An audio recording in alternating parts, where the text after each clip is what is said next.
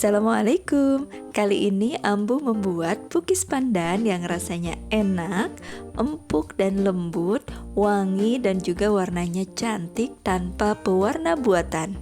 Nah, yang penasaran bagaimana cara membuatnya dan juga ingin tahu beberapa tips tentang membuat pukis? Tonton videonya sampai selesai.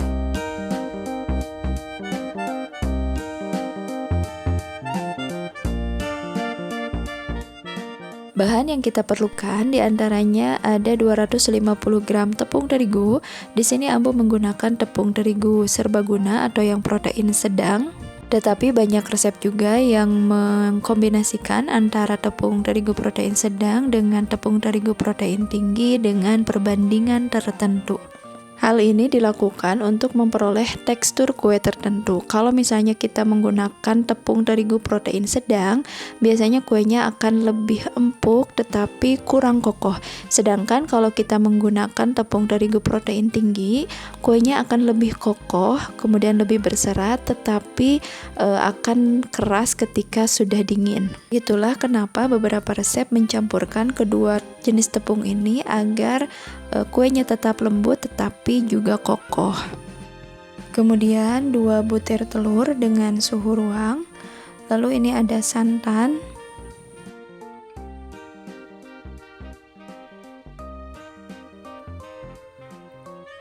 Kemudian ragi instan, pastikan raginya masih aktif.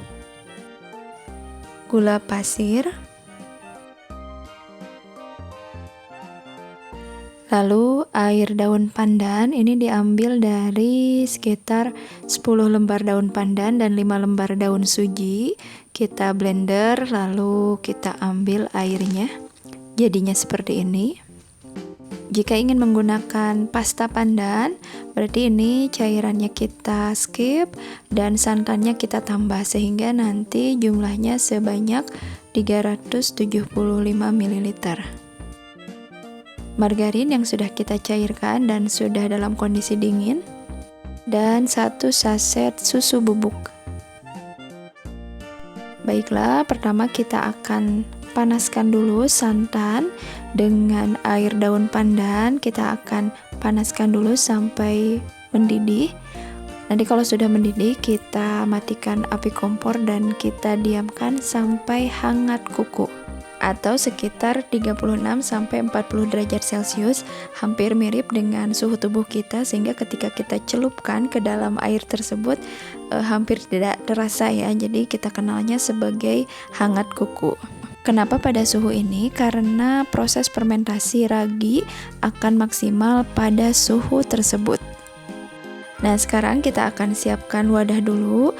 Kita akan masukkan telur.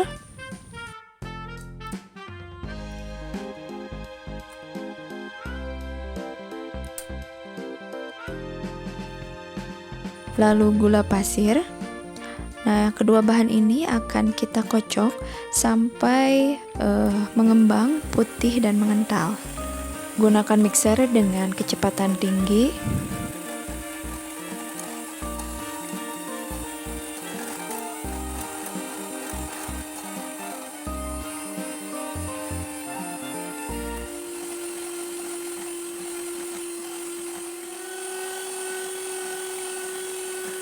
Nah, jika sudah putih mengental seperti ini, kita matikan dulu mixernya.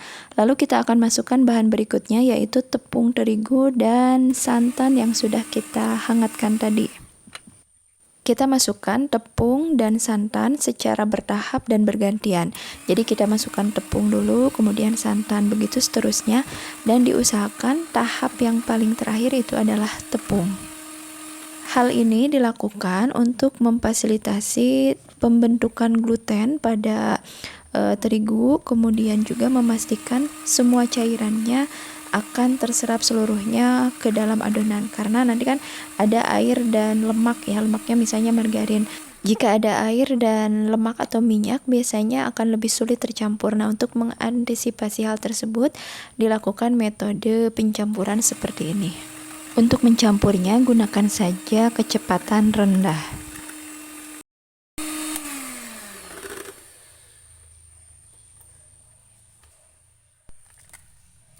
Lalu kita masukkan susu bubuk.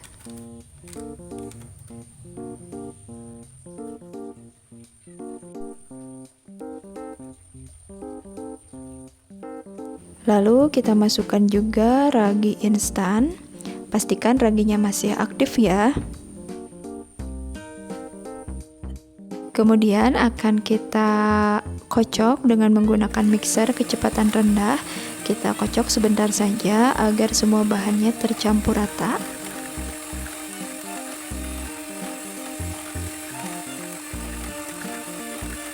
Setelah tercampur rata, kita masukkan bahan yang terakhir, yaitu margarin cair. Nah, untuk mengaduknya kita pakai spatula saja. Kita aduk dengan arah memutar ke bawah, ke atas, ke bawah, ke atas. Jangan dikocok terlalu kuat. Nah, seperti ini saja. Pastikan semua bahannya benar-benar tercampur rata, tidak ada margarin yang terpisah dengan adonan. Kita terus aduk seperti ini. Nah, kalau sudah tercampur rata, kita akan istirahatkan adonan. Kita biarkan raginya bekerja agar terjadi fermentasi. Kita biarkan selama sekitar 30 menit sampai 1 jam. Bisa kita tutup dengan menggunakan plastik ataupun dengan menggunakan kain. Nah, ini setelah sekitar 40 menit jadinya seperti ini. Kalau terjadi fermentasi akan timbul gelembung-gelembung seperti ini, dan juga aromanya berbeda ya, ada aroma seperti aroma asam seperti itu. Nah, ini akan kita kocok terlebih dahulu agar udaranya keluar. Hasilnya seperti ini ketika sudah terjadi fermentasi, dan ini sudah siap kita panggang.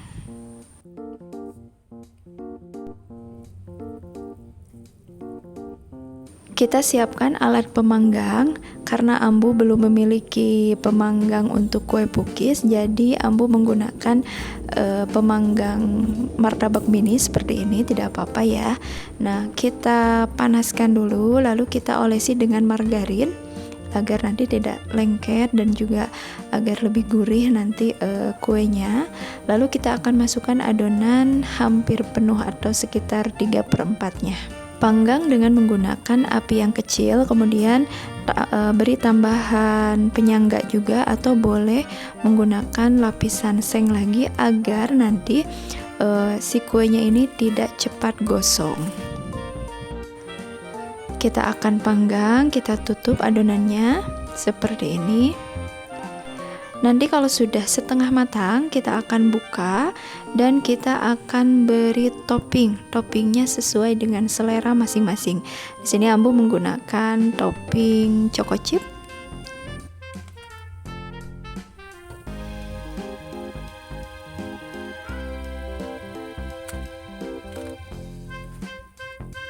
Kemudian kita panggang kembali sampai benar-benar matang, atau bagian permukaan atasnya itu sampai kering, tidak ada lagi adonan yang basah. Nah, kalau sudah matang kita tinggal angkat dan ini sudah siap kita nikmati. Setelah diangkat, agar lebih terasa gurih, bisa kita olesi dengan menggunakan margarin atau butter.